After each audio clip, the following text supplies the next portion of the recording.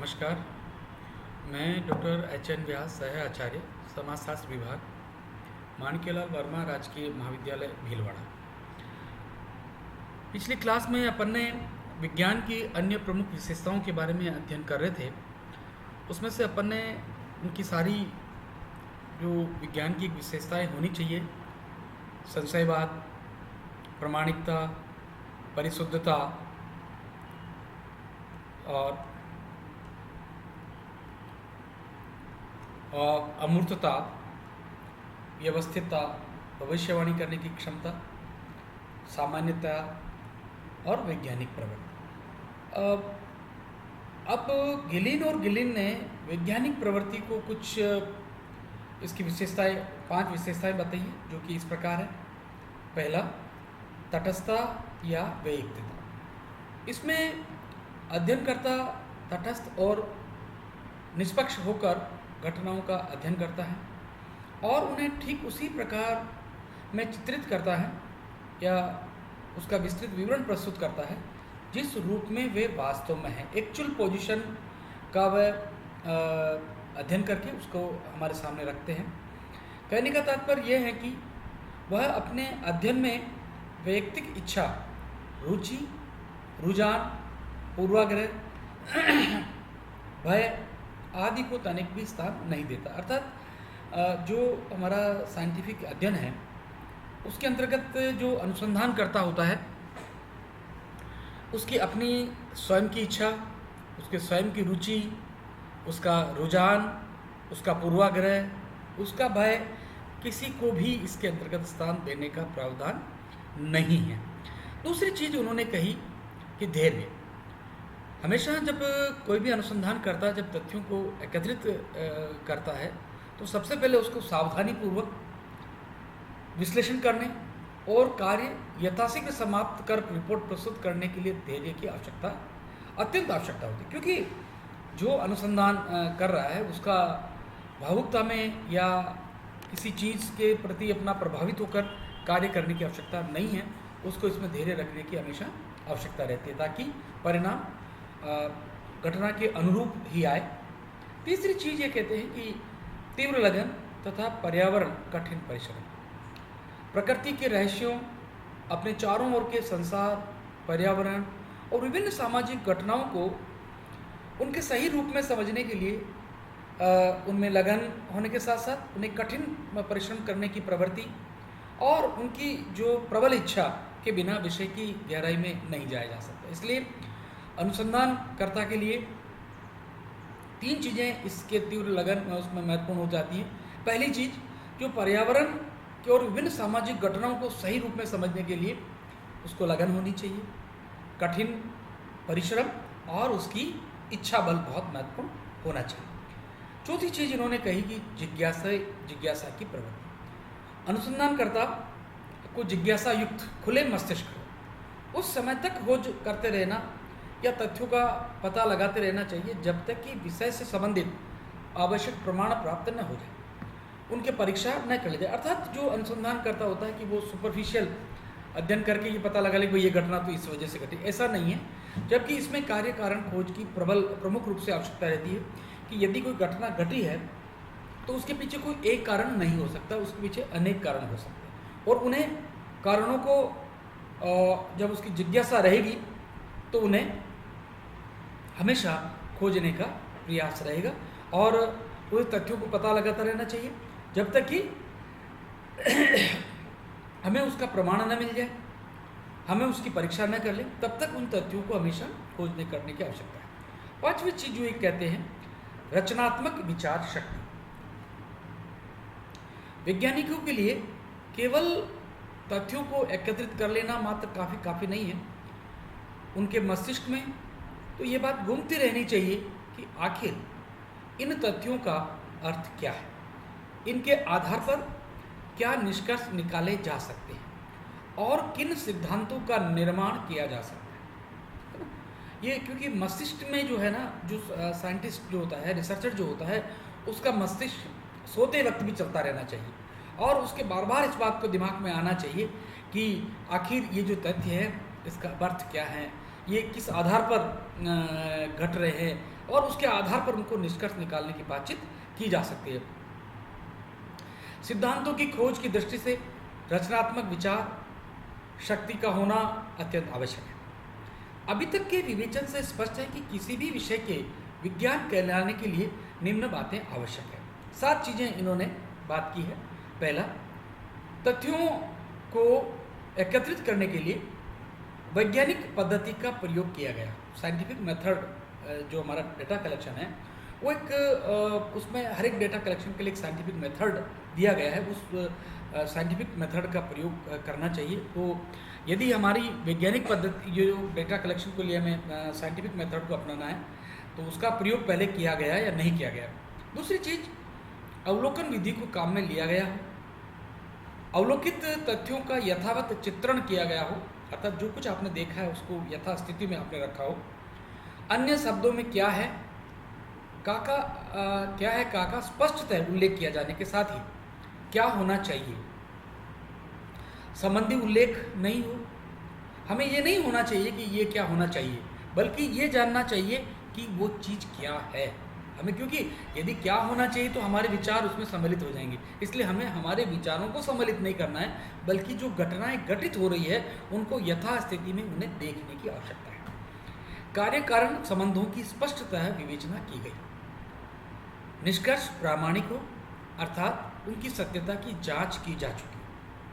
निष्कर्ष सार्वभौमिक हो, अर्थात जो भी निष्कर्ष निकाले गए हैं वो सभी जगह एक जैसे परिणाम आ रहे हो। और लास्ट है, एकत्रित तथ्यों के आधार पर भविष्यवाणी की जा सकती हो। अब हमारे सामने आती है वैज्ञानिक पद्धति का अर्थ। विज्ञान की मौलिक विशेषता वैज्ञानिक पद्धति ही है। ए वुल्फ कहते हैं कि विस्तृत अर्थों में कोई भी अनुसंधान विधि जिसके द्वारा विज्ञान का निर्माण एवं विस्तार होता है वैज्ञानिक पद्धति कही जाती है। क्या कही जाती है? वुल्फ क्या कहते हैं? विस्तृत अर्थ में कोई भी अनुसंधान विधि जिसके द्वारा विज्ञान का निर्माण होता है, एक विज्ञान का निर्माण एवं विस्तार होता है, वैज्ञानिक पद्धति कही जाती है या कहते हैं। साधारणतः उस पद्धति को वैज्ञानिक पद्धति कहा जाता है। सामान्य भाषा में जब अपन वैज्ञानिक पद्धति की बात करते हैं तो इसके अंतर्गत अध्ययनकर्ता या रिसर्चर या निष्पक्ष रहकर किसी विषय, समस्या या घटना का अध्ययन करता है। इस हेतु वह अवलोकन करता है, प्रश्नावली, साक्षात्कार या किसी अन्य प्रविधि की सहायता से तथ्य संकलित करता है, अथवा डेटा कलेक्शन के लिए एक तो अवलोकन करता है, और दूसरी चीज इसमें 3 प्रकार की विधि, प्रश्नावली, साक्षात्कार या अन्य और कोई मेथड जिसमें केस स्टडी हो सकती है, सहभागी अवलोकन हो सकता है या कुछ भी हो सकता है, उसके माध्यम से वह डाटा कलेक्शन करता है। फिर डाटा कलेक्शन के बाद उनका वर्गीकरण, उनका क्लासिफिकेशन करता है, उनका टेबुलेशन करता है, सारणीकरण करता है, और उनका फिर एनालिसिस करता है, उसका विश्लेषण करता है, और उसके बाद व्याख्या करता है, उनका एनालिसिस, उसका रिजल्ट निकालता है। कार्यकरण संबंधों का पता लगाता है, सामान्यकरण करता है, वैज्ञानिक निष्कर्ष निकालता है, और नियमों व सिद्धांतों का प्रतिपादन करता है।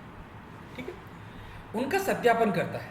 इससे उनकी पूर्वानुमान या भविष्यवाणी करने की क्षमता बढ़ जाती है। ठीक है, वैज्ञानिक पद्धति के अर्थ के संबंध में लुंडबर्ग ने लिखा है, व्यापक अर्थ में वैज्ञानिक पद्धति तथ्यों के व्यवस्थित अवलोकन, वर्गीकरण तथा व्याख्या, निर्वचन से निर्मित है। इसे अन्य शब्दों में स्पष्ट करते हुए आपने अन्यत्र लिखा है, सामाजिक वैज्ञानिकों में यह विश्वास दृढ़ हो गया है कि उनके सम्मुख जो समस्याएं हैं उनका हल यदि होता है तो वह सामाजिक घटनाओं के निष्पक्ष एवं व्यवस्थित निरीक्षण, सत्यापन, वर्गीकरण तथा विश्लेषण क्या के द्वारा संभव है। कार्ल पियर्सन ने वैज्ञानिक पद्धति की विवेचना 3 प्रमुख विशेषताओं के आधार पर की। पहली, सर्वप्रथम वैज्ञानिक पद्धति तथ्यों का वर्गीकरण करती, क्लासिफिकेशन करती है। क्या विभिन्न तथ्यों के पारस्परिक संबंध और कर्म का निरीक्षण करती है। दूसरी बात ये कहती है कि यदि पद्धति स्वयं किसी विषय की समालोचना करती हैं तथा सामान्य बुद्धि के सभी व्यक्तियों के लिए समान रूप से उपयोगी होती है। ठीक है। और यह पद्धति रचनात्मक कल्पना के द्वारा वैज्ञानिक नियमों की खोज भी करती है। ठीक है। अब हम उपरोक्त परिभाषाओं, उपरोक्त सारी चीज़ों के आधार पर अपन वैज्ञानिक पद्धति की कुछ विशेषताएं हैं उनके बारे में भी अपन पढ़ेंगे। तो सबसे पहले अपन बात करते हैं, आप लिखना शुरू कर दें कि वैज्ञानिक पद्धति की प्रमुख विशेषताएं क्या है। पहली चीज आती है ज्ञान का आधार। ठीक है। दूसरी बात आती है अवलोकन द्वारा तथ्यों का वर्गीकरण। ठीक है। तीसरी बात इसके अंतर्गत आती है कि तथ्यों का वर्गीकरण एवं विश्लेषण। फोर्थ, वस्तुनिष्ठता का गुण। और नेक्स्ट, कार्य कारण संबंध। पांचवा, सिद्धांतों की स्थापना। नेक्स्ट, क्रमबद्धता, निश्चयात्मकता, भविष्यवाणी करने की क्षमता, सार्वभौमिकता और सत्यापनशीलता या प्रामाणिकता। ये इसकी कुछ प्रमुख विशेषताएं हैं जिनको अपन अब बारी बारी से अपन इसका अध्ययन करने की बात करेंगे। तो पहली चीज है हमारी ज्ञान का आधार। ज्ञान के आधार क्या हो सकता है?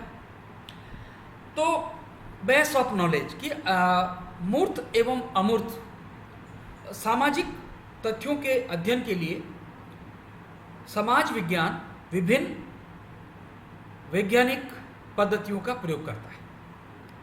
तथ्यों को एकत्रित करने के लिए समाजमिति, अवलोकन, अनुसूची, प्रश्नावली, सामाजिक सर्वेक्षण, वैयक्तिक जीवन अध्ययन पद्धति, सांख्यिकीय पद्धति, साक्षात्कार पद्धति, ऐतिहासिक पद्धति आदि का प्रयोग करते हैं। इनमें से कुछ पद्धतियों द्वारा सामाजिक घटनाओं का अध्ययन किया जाता है।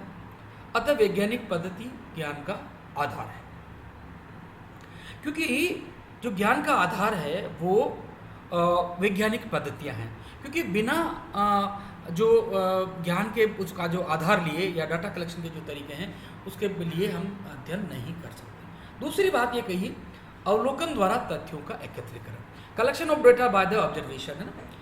वैज्ञानिक पद्धति में तथ्यों का संकलन अनुसंधानकर्ता द्वारा प्रत्यक्ष निरीक्षण और अवलोकन द्वारा किया जाता है। इसमें अनुसंधानकर्ता स्वयं घटनास्थल पर पहुंचकर घटनाओं का निरीक्षण एवं तथ्यों का संकलन करता है।